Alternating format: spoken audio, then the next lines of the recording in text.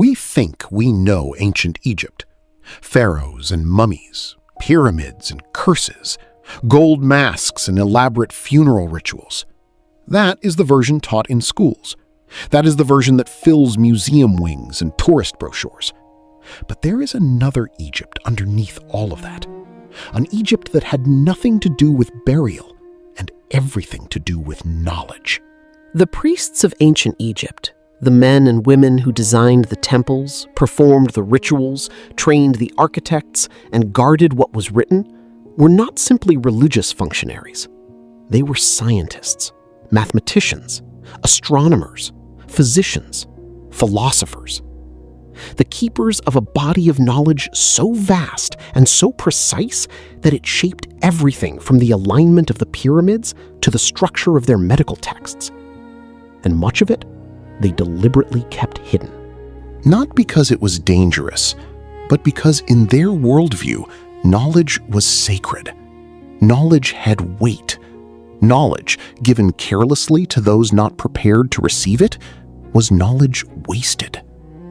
So they encoded it in stone proportions, in mathematical ratios, in astronomical alignments visible only at specific moments of the year, in rituals whose deeper meanings were never written down, because writing them down was never the point.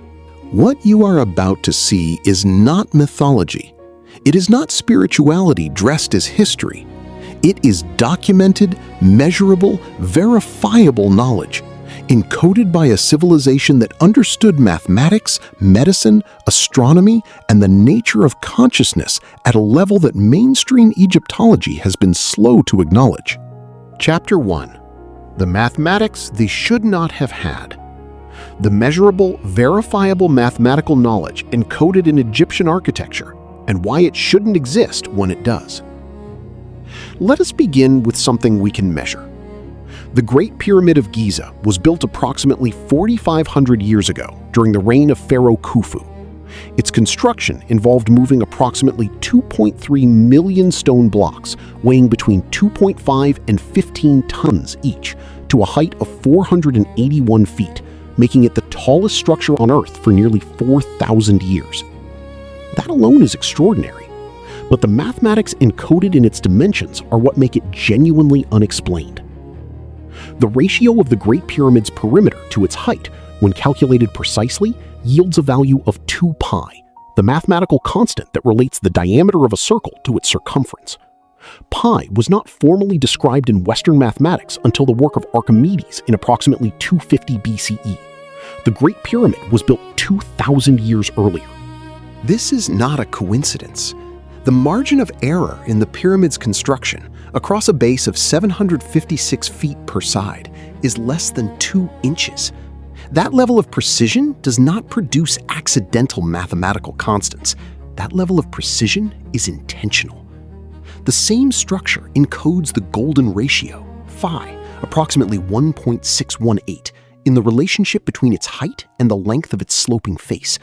Phi is the ratio found throughout nature, in the spiral of a nautilus shell, in the branching of trees, in the proportions of the human body. It appears in art and architecture across every culture that has pursued beauty with mathematical rigor. The ancient Egyptians did not just stumble upon phi, they built it into stone, at a scale that has survived 4,500 years. The Rhind mathematical papyrus, dating to approximately 1550 BCE and describing mathematics in use for centuries before that, contains problems involving the calculation of pyramid slopes, the division of land, the measurement of grain volumes, and the calculation of the area of a circle, using a value for pi accurate to within less than 1% of its true value.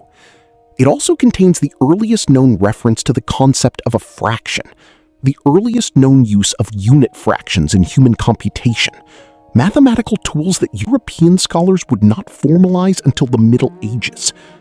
But there is something even more striking. The pyramid texts, the oldest religious writings ever discovered, carved into the walls of the pyramids of Unas and other 5th dynasty pharaohs around 2400 BCE, contain passages that, when decoded, describe a precise understanding of the precession of the equinoxes. The precession of the equinoxes is a 25,772-year cycle, the slow wobble of the Earth's axis that causes the position of the stars relative to the equinox points to shift gradually over millennia. It was officially described in Western astronomy by Hipparchus in approximately 127 BCE. The Egyptians were encoding knowledge of it over 2,000 years before that, and the architectural evidence, the precise stellar alignments of the Giza pyramids with Orion's belt, as they appeared in 10,500 BCE, suggests the observation tradition behind that knowledge stretched back much further still. This was not primitive stargazing. This was a systematic, multi-generational, highly precise astronomical research program maintained by the priest class across thousands of years. The question is not whether they knew. The evidence confirms that they knew. The question is where that knowledge came from. Chapter 2: The Medicine, the Stars, and the Body. Egypt's medical and astronomical knowledge, documented, measurable, and centuries ahead of what history said was possible. In 1862, an American Egyptologist named Edwin Smith purchased a papyrus scroll in Luxor. It was ancient, dating to approximately 1600 BCE, though describing medical practices that appear to originate several hundred years earlier. When it was finally translated in the 1930s, medical historians were stunned. The Edwin Smith Papyrus is a surgical manual. 48 case studies presented in systematic order from head to toe. Each case follows an identical structure: the title, the examination findings, the diagnosis, the treatment, and the prognosis, rated as treatable, contestable, or untreatable. This is the structure of a modern clinical case study, identical in logic and format to the documentation used in hospital medicine today. But what the papyrus describes is even more remarkable than how it is organized. Case 6 describes a gaping wound in the head, exposing the skull. The treatment includes closing the wound with sutures, the same basic technique used in emergency rooms today. Case 8 describes a skull fracture and documents for the first time in written history that an injury to the brain can cause effects on the opposite side of the body. This principle, that the brain's hemispheres control the contralateral side of the body, was not formally established in Western neuroscience until the work of Paul Broca in 1861. The Edwin Smith Papyrus documented it 3,500 years earlier.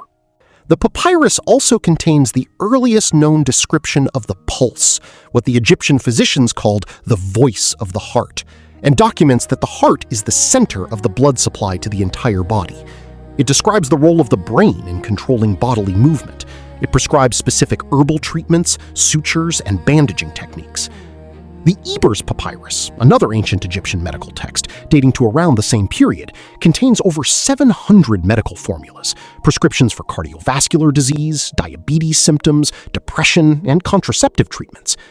It describes the use of willow bark, the active ingredient of which is salicylic acid, the basis of modern aspirin, for pain and fever reduction.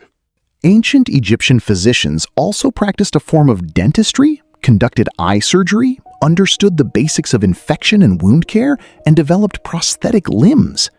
A functional prosthetic toe found on a mummy dating to approximately 950 BCE was tested by modern researchers who found it fully functional for walking. None of this should exist according to the standard narrative of medical history. And yet it does. Documented, measurable, preserved in papyrus and in the bones of the people they treated. Now, add to this their astronomy. The Egyptians divided the sky into 36 sections called decans, each associated with a specific star group that rose on the eastern horizon just before dawn for a 10-day period. This decan system, developed at least as early as 2100 BCE, formed the basis of the 24-hour day. The Egyptian priests divided the night into 12 periods based on the rising of 12 decans and mirrored it with 12 periods of daylight. Our 24-hour day is an ancient Egyptian system. The 60-minute hour and the 60-second minute are Babylonian, themselves derived from even older Sumerian mathematics. But the fundamental architecture of how we divide time is Egyptian. They did not just observe the sky, they organized civilization around it. Every major temple in Egypt is astronomically aligned to the rising of specific stars, to the solstices, to the flooding of the Nile, which they predicted with extraordinary accuracy by tracking the heliacal rising of Sirius. To the priests of Egypt, the sky and the earth were mirrors of each other. The physical world was a reflection of a cosmic order, and understanding that order was not religion. It was science. Chapter 3. The Mystery Schools. What was taught in secret? What the inner sanctums of Egypt's temples actually taught, and how that knowledge survived into the modern world. Not all Egyptian knowledge was public. The great temples of Egypt, Karnak, Luxor, Abydos, Heliopolis, the temple complex at Saqqara, were not simply places of worship. They were institutions of learning. The outer courtyards were accessible to the public, but the inner sanctums, the sacred libraries, the rooms whose walls bore the most complex astronomical and cosmological texts, those were reserved for initiates. The ancient Greek historians knew this. Herodotus, Pythagoras, Plato, and Solon all traveled to Egypt and studied with Egyptian priests. Pythagoras, whose theorem every schoolchild learns, spent reportedly 22 years studying in the temples of Egypt before returning to Greece to teach what he had learned. What did he learn? The mathematical relationships between number, form, and music. The philosophical principle that reality is fundamentally numerical in structure. The idea that the cosmos is ordered by precise mathematical laws that can be understood by a trained mind. These were not Greek inventions. They were Egyptian teachings, transmitted through the mystery school tradition, reformulated by Greek students into the philosophical vocabulary we inherited. The mystery schools taught what the Egyptians called the Hermetic principles, a body of philosophical and cosmological teaching attributed to the legendary figure Hermes Trismegistus, identified with the Egyptian god Thoth, the divine scribe, the keeper of all knowledge. The Hermetic texts, compiled in their surviving form in Alexandria between the 1st and 3rd century CE, but drawing on materials believed to be far older, contain 7 core principles. The principle of mentalism, that all reality originates in mind. The principle of correspondence, as above, so below. The idea that the macrocosm and microcosm mirror each other. The principle of vibration, that everything in existence is in a state of motion. The principles of polarity, rhythm, cause and effect, and gender. To a modern reader, these sound philosophical, perhaps even vague. But to the Egyptian priests who developed them, these were operational principles. The law of correspondence is the foundation of their astronomical system. The sky mirrors the earth, mirrors the human body, mirrors the cosmos. The principle of vibration anticipates wave mechanics.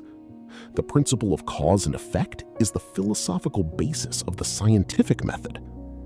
The Hermetic tradition survived the fall of Egypt, was carried through the Islamic Golden Age by scholars who translated and preserved the ancient texts, re-emerged in Renaissance Europe as the philosophical foundation for the scientific revolution, and quietly underpins much of what we now call Western esoteric tradition. Freemasonry traces its symbolic vocabulary to Egyptian temple architecture. The all-seeing eye, ubiquitous in Western symbolic culture, is the Eye of Horus. The obelisks that stand in London, Paris, New York, and Rome were all removed from Egyptian temples.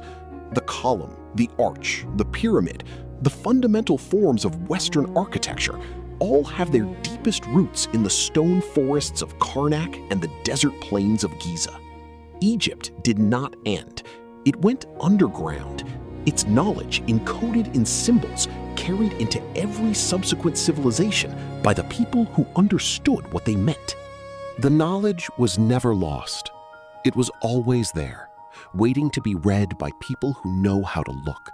Ancient Egypt was not a civilization of the past. It is a civilization that is still speaking in the proportions of our buildings, the structure of our time, the foundations of our medicine. and the symbols embedded in our most powerful institutions. The priests encoded everything they knew in forms designed to outlast every empire that would rise after them. And they were right. 4,000 years later, we are still decoding it. If this changed how you think about what Egypt really was, subscribe to Beyond Explained. We have documented videos on the pre-flood civilization and suppressed ancient discoveries. Links are right here. The further back you look, the more you find. I'll see you in the next one.